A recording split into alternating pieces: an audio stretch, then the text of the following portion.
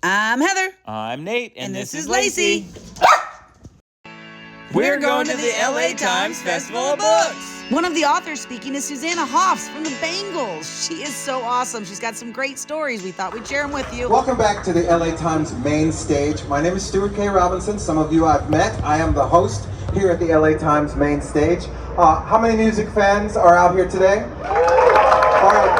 So, you got to make the kind of noise that music fans make for our next artist. I want to remind you. Are you ready to meet my next guest? Do you know who my next guest is? That's great. My next guest is Susanna Hoffs. She is a singer, a guitarist, a songwriter, an actress, and co-founder of the pop rock band, the Bangles. So, she has regularly appeared on film soundtracks, and she's collaborated with artists like The Zombies, Tom Petty, Andrew Bird, Joe Bryan, Maya Rudolph, and more. And today she's here to talk about her debut novel. It is titled This Bird Has Flown. It's a Susanna will grace us with a song or two. But you gotta make a lot of noise for Deborah Bacon and Susanna Hoffs!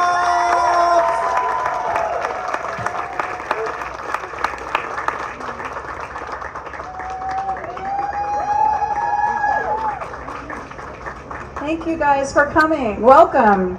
I love this story. Yeah, he would just saunter, there would be rumblings at a show. Like distinctly remember at the Palace, and also up in San Francisco, there would be like Prince's in the house. And I'd be like, oh, this is like, it made me want to up my own game with my own performance. But sure enough, he would just sort of materialize on the stage, already playing. While you were playing? Like how he did at the Rock and Roll Hall of Fame on My Guitar Gently Weep. He would just sort of materialize, and we would all just be, it was like a magical spell was cast. Did he know the words? He loved that song for some reason. He really did love it, and so he just loved going off on these supernatural solos on it. And so it was quite something to have had those moments, to just be so at such close proximity to this otherworldly genius happening before my eyes. But later on we got the great gift of Manic Monday from him. He really was a fan of the band, which is, I still can't wrap my head around it. I actually hadn't known, it was a blind spot in my pop culture knowledge. I didn't know Manic Monday was written by Prince. Well, most people didn't, because he didn't even credit himself. That's how generous of an act it was. Tell us the story about how you got a call one day that Prince was in the studio and had this tape to give you. Yeah, so the Bangles were now on recording our second album, which is called Different Light. And I got a call that Prince wanted me to come over to Sunset Sound, which is an iconic studio on Sunset Boulevard, and where the Bangles recorded too at different times, but we were in the sister studio up the street. So I got in my Toyota with the ripped up upholstery. It was just the air conditioning was on the fritz, and I drove over there thinking, oh gosh, it's gonna be a one-on-one with Prince. But when I got there, he was recording. He had a room there that he would record into the night. He was always there. He basically lived there. There's a basketball court. He loved to play basketball. It's a really amazing studio. But I went there, and there was this cassette, and I still have the actual one. It says Manic Monday and Jealous Girl. There were two songs on it. I get in my car, drive back to where the Bangles are at the sister studio. We all hover around a cassette player, because that's what we had back then. It wasn't streaming yet. And we had no cell phones either. It was all very old school. And there's Manic Monday. What did you think of it when you first heard it? I loved it. I loved the sort of baroque pop melody of the riff. It was so beautiful, and it reminded me of The Left Bank, Walk Away Renee, or one of those kind of songs. He had sent both of those songs, and I realized that Prince released it on one of the there's been a lot of putting out of songs. His vault apparently contains thousands and thousands, his archive is his practice of making art is again supernatural. Like, never stopped writing. It's really something to inspire. Like you, never stop recording and writing.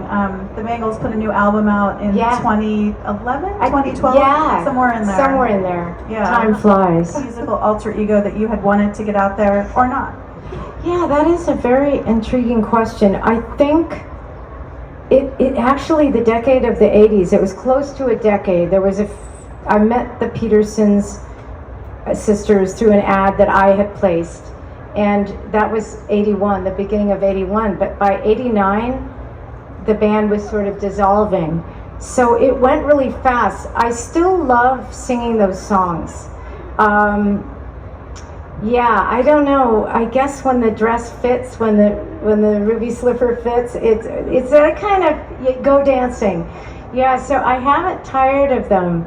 I guess is the easiest way to say it, but the book's being adapted. Yeah. To a movie now, yes. or a TV show, or a feature film. A feature film, and you're writing the. I've already written the screenplay. I've been very busy. Tell us about that. Oh, okay. Well, cool.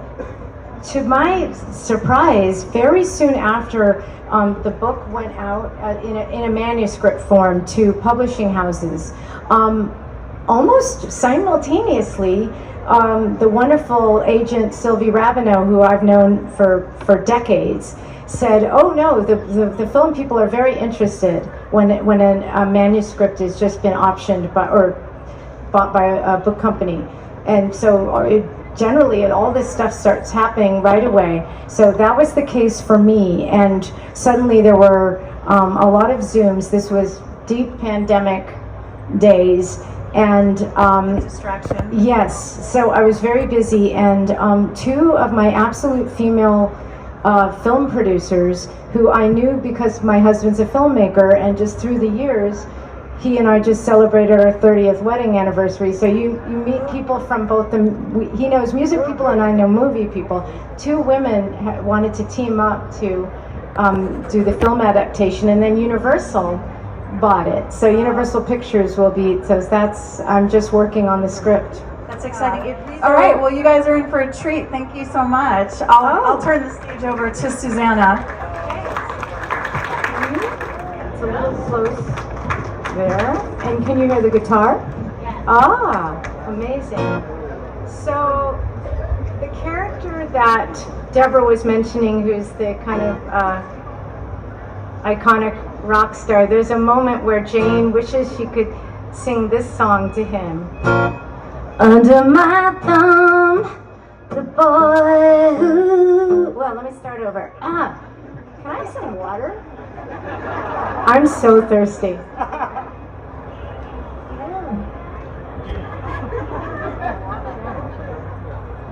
Yeah, that should do it.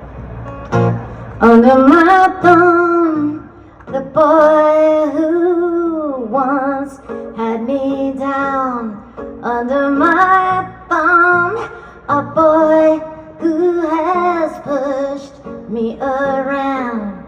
It's down on me, yes it is. The difference in the clothes he wears. Down to me, change has come. He's under my thumb. That's right. Listen, under my thumb, he's a squirming dog who's just had his day. Under my thumb, a boy who has just changed his ways. It's down on me, yes it is. The difference in the clothes he wears. Down on me, change has come.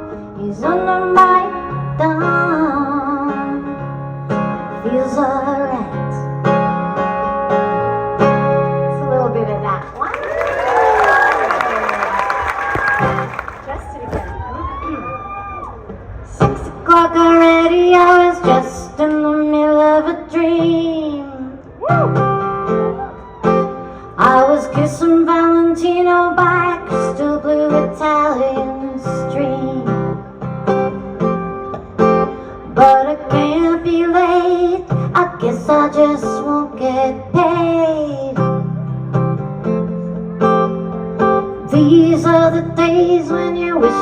that was already made.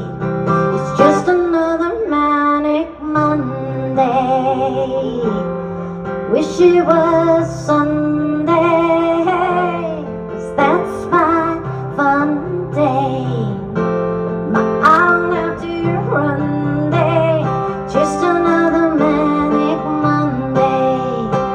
Have to catch an early train, got to be to work by 9. If I had an airplane, I still could make it on time. 'Cause it takes me so long just to figure out what I'm gonna wear. Blame it on the train, but the bus is already there.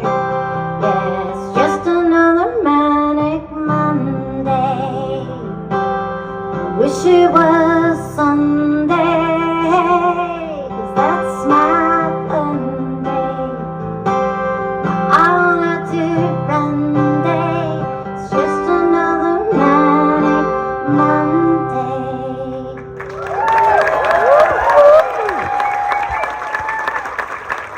Susanna Hoffs, everyone. Oh my gosh, she was so good, and that was so awesome. We didn't mind waiting in line since I spent my childhood walking like an Egyptian. And I spent my teen years watching her one and only 80s movie, The All-Nighter. I don't know why she thought that was funny. It was my favorite movie. And she did say that it would make her mom proud. Oh my gosh, she was so nice.